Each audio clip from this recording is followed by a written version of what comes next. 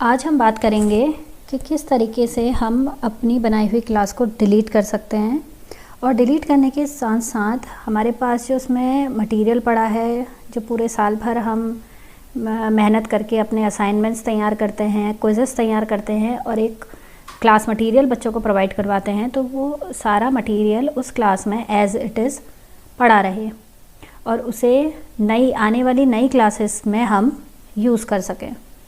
तो आइए शुरू करते हैं। तो देखिए, मैंने यहाँ बहुत सारी क्लास क्रिएट कर ली है। तो क्रिएट करने का वही तरीका है कि आप इस क्रिएट बटन में जाइए, उसे क्लिक करिए क्रिएट क्लास में, और जैसे मैंने पुराने वीडियोस में बताया है उसी तरीके से ये क्लास आप क्रिएट कर लीजिए।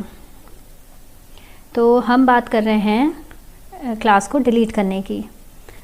गूगल क्लासरूम में क्लास डायरेक्ट डिलीट नहीं होती है। हम क्या करेंगे, ये जो आपको 3 डॉट्स दिख रहे हैं, हम इसमें क्लिक करेंगे और जैसे ही हम क्लिक करेंगे तो हमारे पास ऑप्शन है मूव, एडिट, कॉपी और आर्काइव का।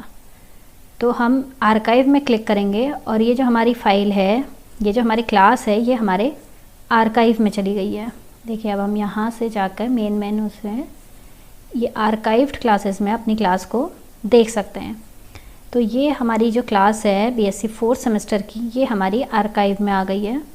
तो यहाँ से हम फिर से उन्हीं 3 जो डॉट्स हमें दिख रहे हैं, उन 3 डॉट्स से हम इसे डिलीट कर सकते हैं।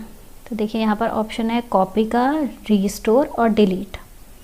तो कॉपी से फिर यहाँ पर से भी हम इसकी कॉपी तैयार कर सकते हैं, और रीस्टोर का मतलब है कि आप फिर से इसे अपने डैशबोर्ड में शो करवा सकते हैं। फिर से इसका सारा मटेरियल आपके डैशबोर्ड में शो होने लगेगा। तीसरा है डिलीट का। तो हम जैसे ही इसे डिलीट करेंगे तो देखिए, डिलीट के बटन में जाते ही, डिलीट करते ही ये क्लास हमारी डिलीट हो जाएगी। तो अब आर्काइव में भी हमारी कोई क्लास नहीं है। हम मेन क्लासेस में जाएंगे और देखेंगे अब हमारे पास सिर्फ 3 क्लास ही बची हैं। तो इस तरीके से हम अपनी क्लास को डिलीट करते हैं। देखिए, अब है कॉपी, क्लास के मटेरियल को कॉपी करना। देखिए, ये जो एमएससी 4th सेमेस्टर की क्लास है, इसमें हमने कुछ असाइनमेंट दिए हैं और कुछ क्लास मटेरियल दिया है, और इसमें देखिए हमारे पास 2 स्टूडेंट भी ज्वाइन हैं। तो जब हम इस क्लास को कॉपी करेंगे, ठीक है, हम क्या करेंगे, आने वाले सेशन के लिए ये इसका मटेरियल अपने पास सेव कर लेंगे। तो हम इसे जैसे ही कॉपी करेंगे तो देखिए ये हमारी कॉपी क्लास तैयार हो गई है। तो देखिए, इसमें स्टूडेंट्स जो हैं वो 0 हैं। तो जो स्टूडेंट्स होते हैं वो कॉपी नहीं होते हैं, सिर्फ क्लास मटेरियल ही आपका कॉपी होगा।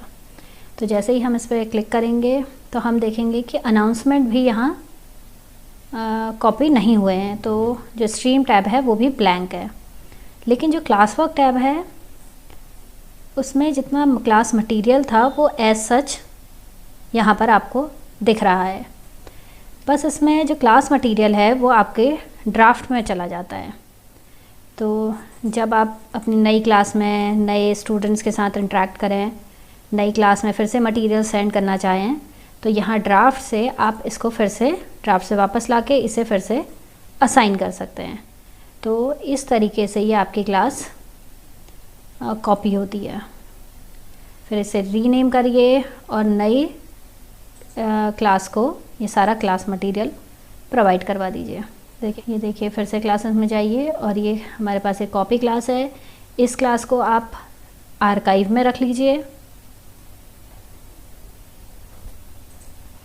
और जब आप चाहें, जैसे ही नया सेशन शुरू हो, तो इसको नए नेम के साथ, नए स्टूडेंट के साथ, आप नए डेट और टाइम के साथ इस पूरे क्लास मटेरियल को अपने स्टूडेंट को 1 by 1, जिस तरीके से आपने पिछली क्लास में सेंड किया था उसी तरीके से नई क्लास में सेंड कर सकते हैं, और आपको नया क्लास मटेरियल तैयार करने में कम मेहनत करनी पड़ेगी।